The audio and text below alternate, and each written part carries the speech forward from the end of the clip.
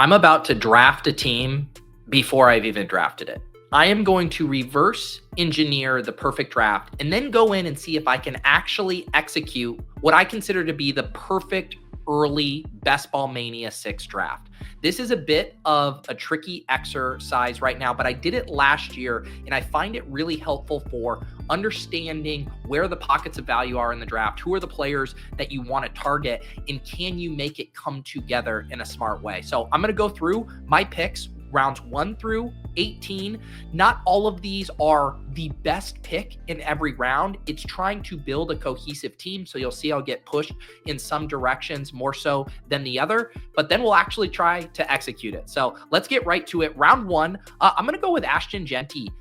This is a guy that should be available to me at most of the draft slots, ADP of 8.7. I do think he gets more expensive as the season progresses. I think he's just an awesome way to get a discounted bell cow. In our previous video on the channel with Pat Carane before the draft, he flagged Ashton Jeanty as a guy with sneaky legendary upside. So we'll start with him as our round 1 pick. In round 2, I'm going to do a little bit of a cop-out because if I'm at the early portion of round 2, I want Brock Bowers, but sometimes Brock Bowers isn't there. He goes a lot of times at the 1-2 turn, but at the back end of round 2, Trey McBride should be there. So I'm going to say elite tight end in round 2. I'm going to go either Bowers or McBride. The wide receivers in this range are fine. The running backs are fine. But when I actually built this from back to front, I really liked the teams that had a Bowers or McBride on them and what that allowed me to do at the other positions.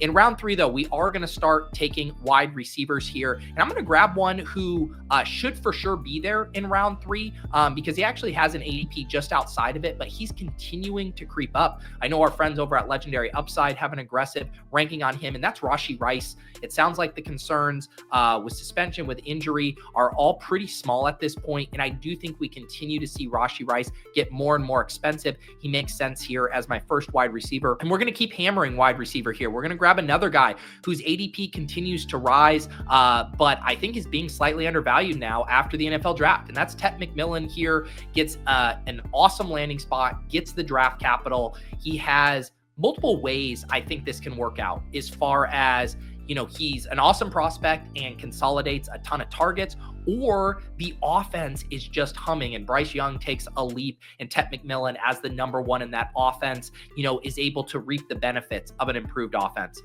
In round 5, we're going to keep going wide receivers here. Another guy who is creeping up after the NFL draft. Now that we know for a fact that Cam Ward is his quarterback, we're going to take Calvin Ridley in round 5 here. I love the backstack options with Cam Ward, and I think, you know, this is close to the expectation of where he was last year, and now he gets an offensive upgrade with a much better quarterback in Cam Ward.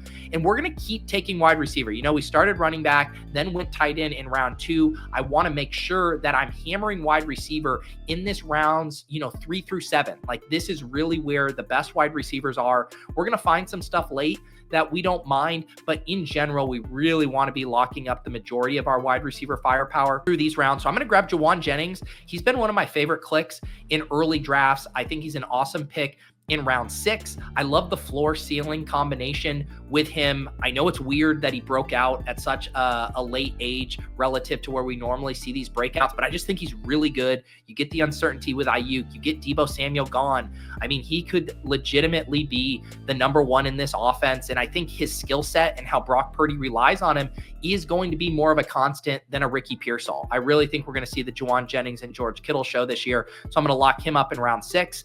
And I'm going to take kind of maybe a more controversial selection in round 7. I'm going to take George Pickens. It seems like we're going to get Aaron Rodgers with this offense. I think Rodgers can get the ball to Pickens. We saw him connect on multiple moon balls with Russell Wilson. The question for Pickens has never been talent. It's just, can he keep his head on straight? Can he weather the storm when DK Metcalf out targets him in a game? But his single game upside remains unquestioned. It was just a couple of years ago in week 16 when he went off for, I think it was 35, 40 points in that game. So I love the ceiling here for George Pickens in round 7. In round 8, we're going to swing back to the running back spot here and grab DeAndre Swift as I have to scroll and find him, a guy who is actually going ahead of George Pickens here. So I'm going to have to try to pull this off. And maybe I grab DeAndre Swift in round 7 instead and grab George Pickens in round 8 and play the ADP game. But these are two players that I want to lock up here. DeAndre Swift, a big draft winner. They don't bring in anyone in the running back room other than some 7th round running back that people love to draft, Kyle Manongi or whatever. So yes, I am sorry to all the Kyle super fans out there, but we love DeAndre Swift in this spot. And as my second running back there in an offense that's going to be much better, I'm pretty excited about DeAndre Swift. In round 9, we are going to go back to wide receiver because this is where things really start to thin out. And I want to grab Jaden Higgins here, the rookie that the Texans took in round 2. They're clearly trying to beef up their wide receiver room behind, Nico Collins. Tank Dell, it doesn't sound like he's going to play this year. They do bring Christian Kirk in free agency. They bring Jalen Noel in the draft as well. But man, Jaden Higgins looks like he's set up to have kind of a T. Higgins-like impact opposite of Nico Collins as a big-bodied wide receiver that's never going to see double coverage. I think he's just really good, really interesting prospect. You get the draft capital, you get the landing spot, and I love what this could do for our best ball teams here. In round 10, we're going to swing back and get a running back here in Zach Charbonnet. And again, you'll see here in some of these, I might play the ADP game a little bit differently. Been using the leg up ranks to kind of help plot out this draft for me and find the values. I'll probably take Charbonnet first potentially, but Higgins is such a hot name in drafts that I might prioritize Higgins in round 9 and then come back and get Zach Charbonnet in round 10. So we'll figure out those dynamics exactly. Is it Swift Pickens? Is it Charbonnet Higgins? But these are targets for me in these drafts. Round 11, we're going to grab another running back, and this is going to be Bashal Tutin, the exciting running back prospect that the Jags took in round 4. I think there's a lot of ambiguity in this backfield. It does remind me a lot of the Dolphins backfield a few years ago when they added Achane. They still had Mostert there. Jeff Wilson was there, and the market just kind of shrugged their shoulders and was like, I don't know which one it's going to be. I don't really want to deal with this. But when we get those ambiguous situations in an offense that we know can generate explosive plays, especially with Travis Hunter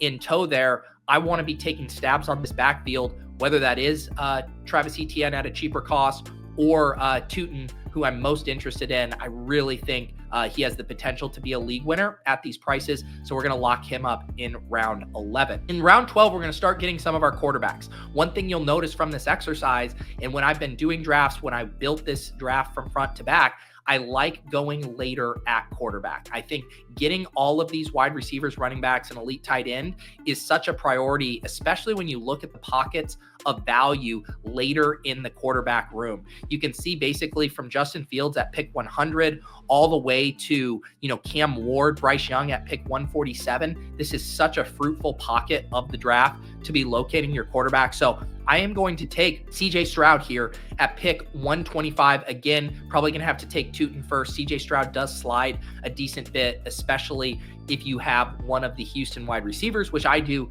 with Jaden Higgins. So I'm going to try to lock up CJ Stroud in the 12th round, stacked up with Higgins, and we'll also have a potential other back stack with him that I'll share in a second.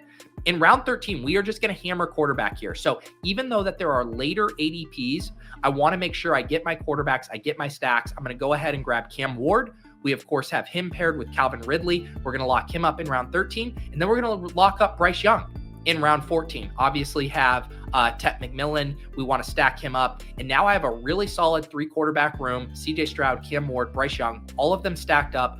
All of them represent, I think, discounts to their upside scenarios here. And I just love how they fall in this portion of the draft room.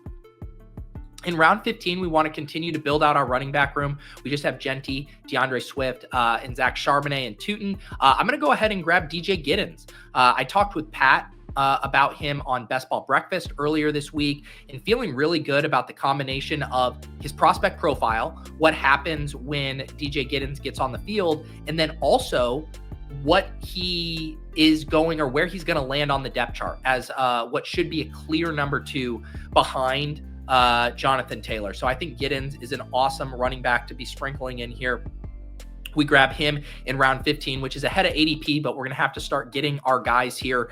The next player I'm going to get is our last wide receiver here. We did have, 6 wide receivers through 9 rounds with Jaden Higgins as our 6th. And I'm going to get one last wide receiver here in Jalen Coker, who, yes, the draft wasn't, super kind to with them adding Tet McMillan, but this is still one thing I want to do in these drafts. I want to bet on an undervalued offense. I'm getting Tet, I'm getting Bryce Young, and I just thought Jalen Coker was good last year. He was a little pricey in the pre-draft contest. I actually like the price now a lot more. I think either him or Leggett as part of Bryce Young stacks and just play the rising tide lifts this entire offense. Jalen Coker to me feels a little bit like the Zay Jones thing a few years back when the Jags were the undervalued offense, when the Texans were the undervalued offense. You, of course, had Tank Dell. I just think Jalen Coker, if this entire offense is humming, is someone who's going to be a benefit. We have passed on tight end for the majority of this draft after taking one of Bowers or McBride in round 2. And we're going to come back and take Dalton Schultz. We have CJ Stroud. I love how cheap he is. I love that we can stack him up with CJ Stroud. Again, maybe I take him ahead of DJ Giddens and Coker, but Schultz has a tendency to fall in drafts, especially if you're the one with CJ Stroud. So we'll probably try to lock up Giddens and Coker first and then get Dalton Schultz. And then our Mr. Irrelevant, this is going to be likely another rookie wide receiver that we feel good about. We're going to have to see exactly how the draft breaks, but ideally I've been liking Jarquez Hunter a good bit. Initially I was dragging my feet, kind of wanted to still consider Blake Corum as the handcuff here. But the more I think about it, the more I think about what the Rams are signaling to us with this pick. I want to make sure that I have some exposure to Jarquez Hunter, who one could just have some standalone value as a change of pace guy, a guy who can give them explosives. But on top of that, I think he could be someone who has some pretty massive contingent value if he is in fact ahead of Blake Corum on the depth chart. That is our team here. And now we'll paste it on the screen so you guys can see this squad here with the overall quarterback room. CJ Stroud, Cam Ward, and Bryce Young. There's 5 running backs: Genty, DeAndre Swift, Zach Charbonnet, Bashal Tutin, DJ Giddens, and Jarquez Hunter. And then there is at wide receiver, we got 7 wide receivers: Rashee Rice, Tet McMillan, Calvin Ridley, Jawan Jennings, George Pickens, Jaden Higgins, and Jalen Coker. And then 2 tight ends, Brock Bowers and Dalton Schultz. So again, this isn't what I would consider the exercise, isn't the best pick in every round.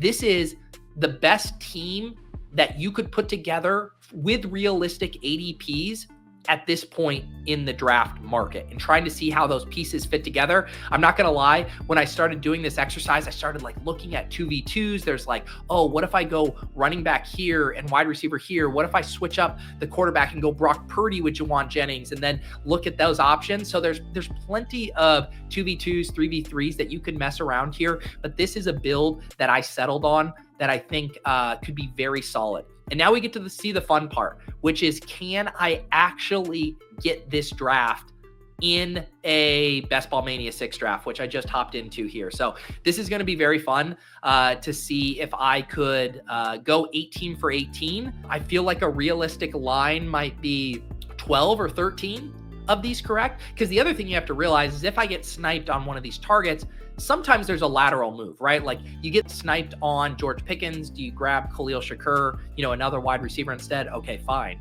But if I get sniped on, a quarterback, if I get sniped on a tight end, I might have to really kind of alter how I approach the rest of the draft. So this will be fun. Let's dive in to a Best Ball Mania 6 draft where I try to draft the exact team I just plotted out.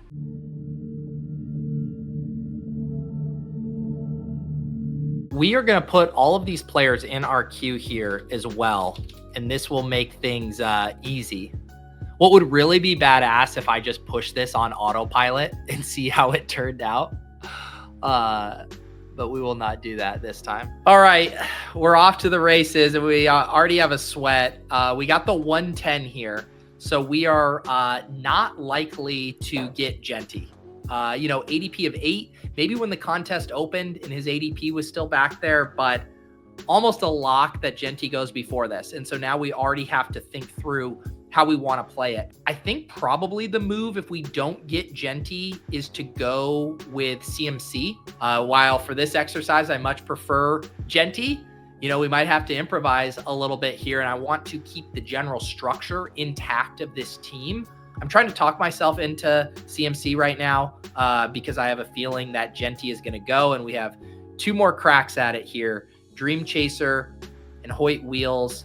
By ADP, Genty is going to go, which will be a bummer because I envision the perfect draft. And I picked Genty because of his ADP of 8, I'm like, most slots I'll be able to get Genty. You know, the first 8 slots. Adams goes 108.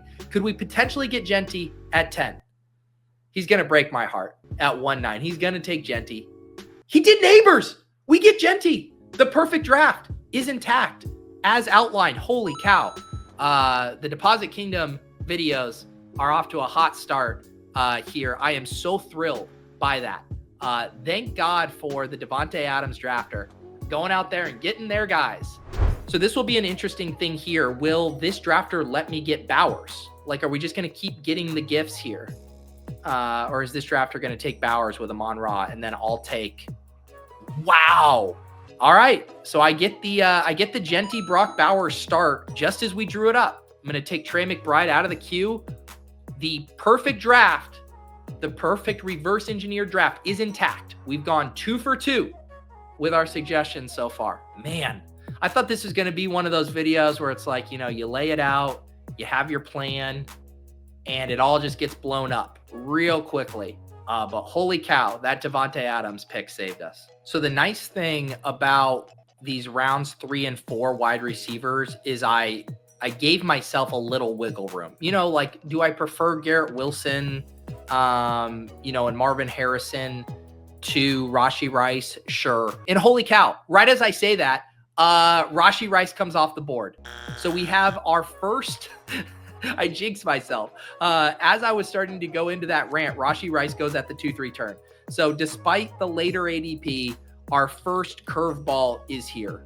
No Rashee Rice. I think this is where we're going to make our pivot. I think we're going to grab Garrett Wilson or Marvin Harrison as the replacement for the Rashee Rice pick. Garrett Wilson goes, but we get Marvin Harrison sliding all the way to pick 34. So Rashee Rice is out. Marvin Harrison is in. We get the red ding over there.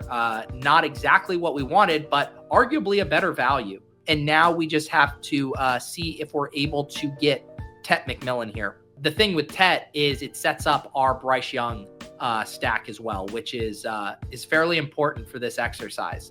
Now I'm really starting to sweat. This drafter has started with 3 straight wide receivers as well.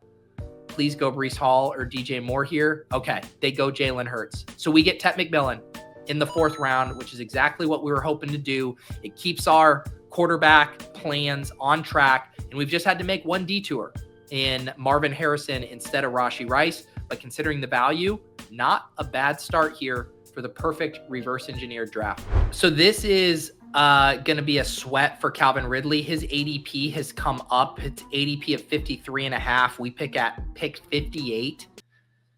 Who knows? Maybe we'll get a Genty-like slide on Calvin Ridley. And Calvin Ridley does go at pick 52. So we are going to have to scratch not only Calvin Ridley, but the Cam Ward pick is probably going to have to be swapped out. But I do think we can navigate this all right. Jalen Waddle goes. Now I'm really hoping that Jordan Addison falls because Jordan Addison, I think, you know, ADP of 59. And then what's McCarthy's?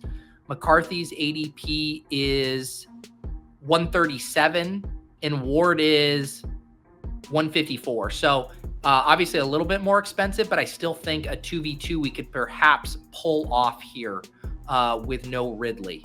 Addison goes. Okay.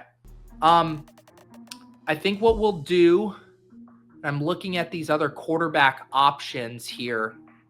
I think we will go.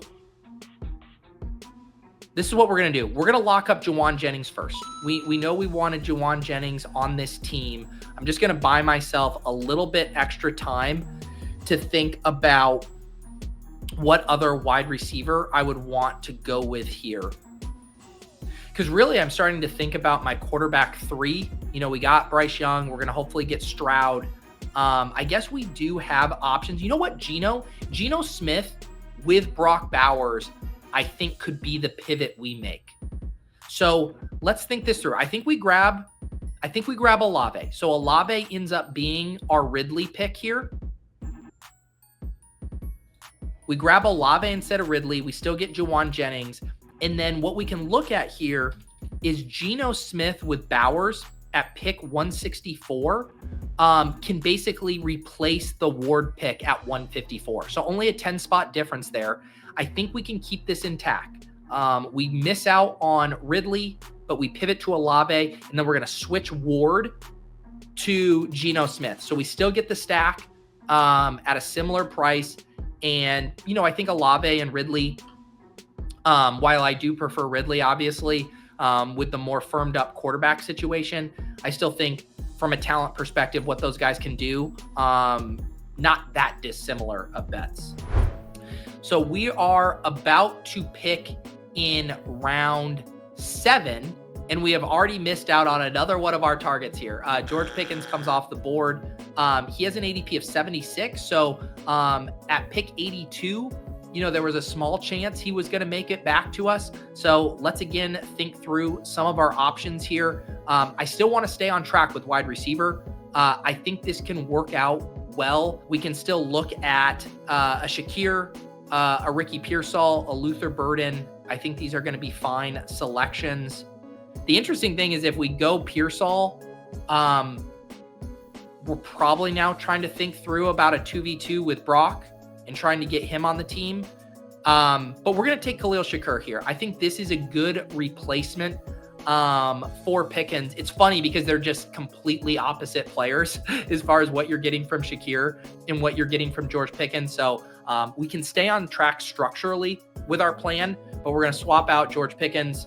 The GM from the Deposit Kingdom called down. They said, hey, we're having some character concerns about George Pickens. Can you actually get Khalil Shakir on the squad instead?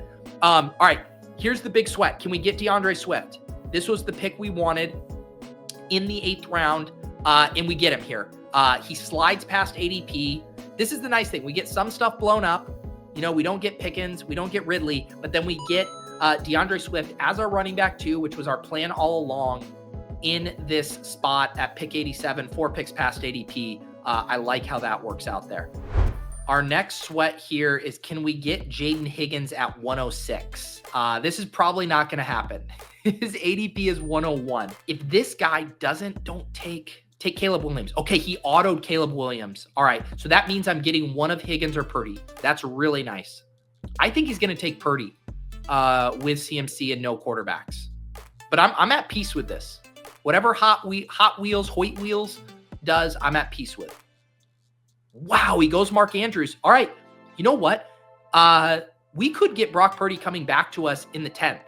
So I'm taking Jaden Higgins. Man, more ADP fallers in our lap that we were hoping would fall to us. I mean, Jaden Higgins, ADP of 101, we get him at 106, and the draft plan remains intact. So our round 11 selection was going to be Zach Charbonnet, and now I'm wondering if I should flip this.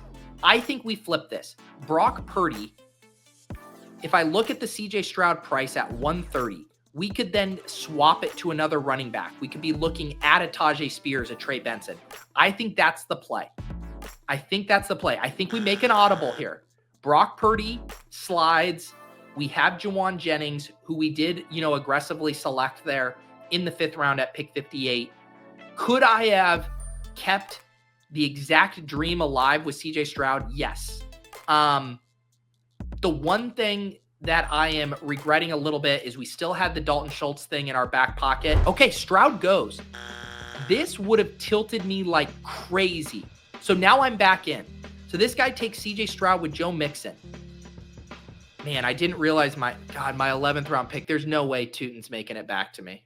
There's just no way Tootin's falling to, no, yeah, he goes at 124. That said, I would have been furious if I had gone the Stroud route and then he got sniped ahead of ADP. Like Stroud he has an ADP of 130. And he went here. Where did he go? Where's Stroud? He went at 121. I would have been livid. I am now back at peace with what has happened here. Okay. I know these two picks are going to be running backs. It was supposed to be Tootin and Stroud. I want to just lock up Garendo because I want to have that extra element of the Niners bet. You know, the CJ Stroud bet was going to be Stroud, Higgins, Schultz. We pivoted away from that. We grabbed Brock Purdy with Juwan Jennings. I want to get one more San Francisco piece. Let's grab Garendo, and then we can take best available here in round 12. And this was going to be where we were going to select Stroud. So I think this works out. I would love to get Tajay Spears here.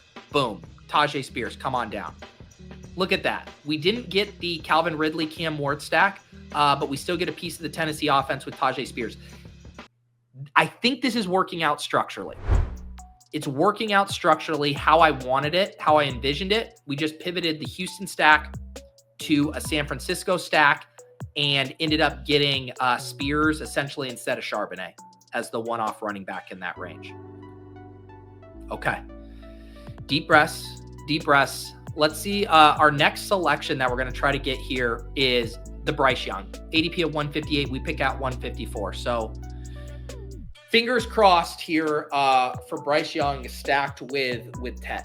This is fun, though. I'm enjoying this. Let me know in the comments. We're going to have lots of different draft style videos, obviously drafting with people around the industry. If you guys ever have suggestions of people you'd like to see draft with me, we did a bunch of them last year. We did Karain before the NFL draft. And I'm going to mix in some solo drafts like this where they are going to have some challenge elements to it. But yeah, going to be messing around with that. If you guys have suggestions for solo drafts, for people you'd like to see me draft with on this channel. Obviously, these are going to be edited and produced. We'll have some of the fun graphics here. Shout out to the team, Buck and Chris, helping me out on those. But yeah, would love to get your guys' feedback. I enjoy making these. These were the type of videos that seem to resonate the most. So we're going to kind of stick with that format. But I also love hearing what you guys like as well. Let's just see here. Can we get Bryce Young? Please don't break my heart, sir. Please don't break my heart and take Bryce Young for me. Okay, beautiful. He goes Quentin Johnson. So we're going to lock up Bryce Young. Now we get Bryce Young with Tet. Bryce Young was our earmarked 13th round pick. Actually, he was our 14th round pick, but we moved him up. We're going to move Geno Smith up as well. And this is still hitting the pocket of the draft board perfectly. Look at this. Matthew Stafford comes off the board. I mean, when we're looking at the quarterbacks, we're down to Richardson, Darnold. This is the perfect spot to get Geno Smith here. So we basically swap out Brock Purdy for CJ Stroud. We pivot that to a Niner stack. We keep the Bryce Young pick. And then instead of Cam Ward, we pivot it to a Geno stack with Ashton Genty and Brock Bowers. And I do think here our round 15 pick, as we outlined it, is going to be DJ Giddens if we can get him. We'll see what Hoyt Wheels does here.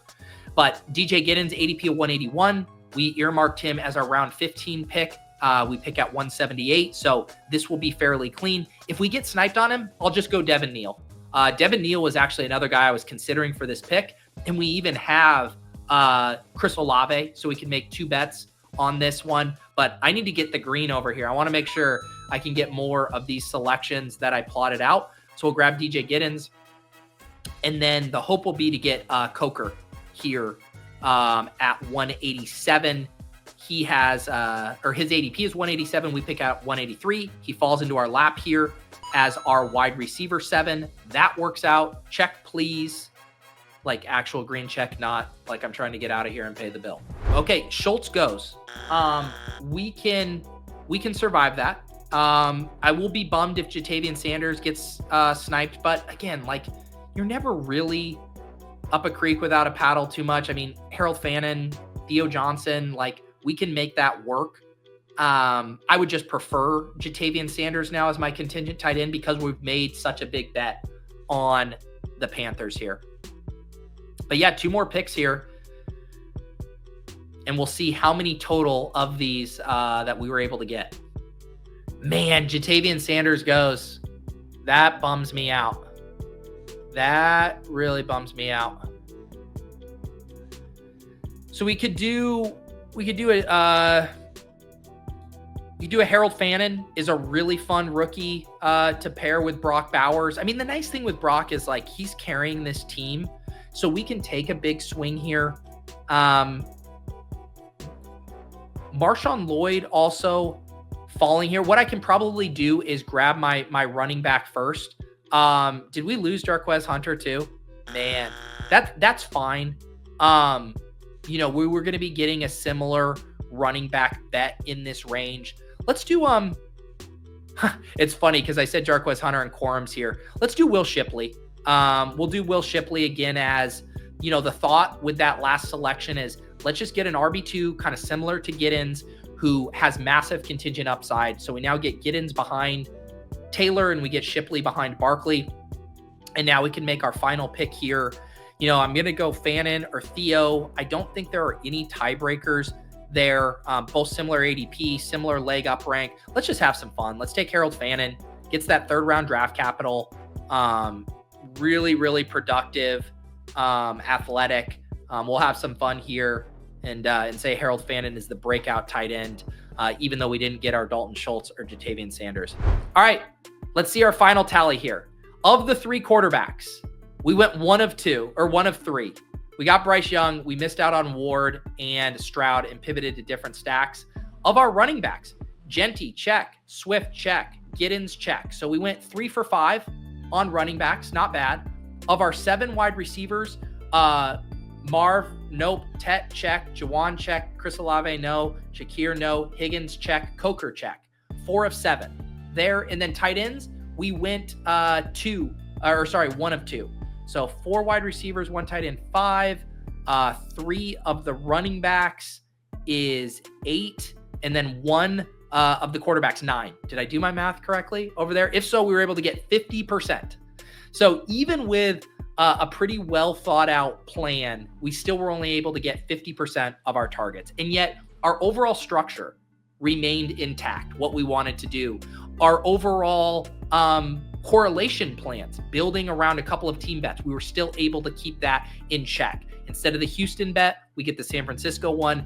Instead of the Titans one, we build off of those early Raiders selections. And of course, we were able to stay on track with the Carolina bet there as well. So fun exercise here. Make sure you guys subscribe to the channel, and we'll see you guys next time, probably with a guest, as we draft Best Ball Mania teams here at the start of Best Ball Summer.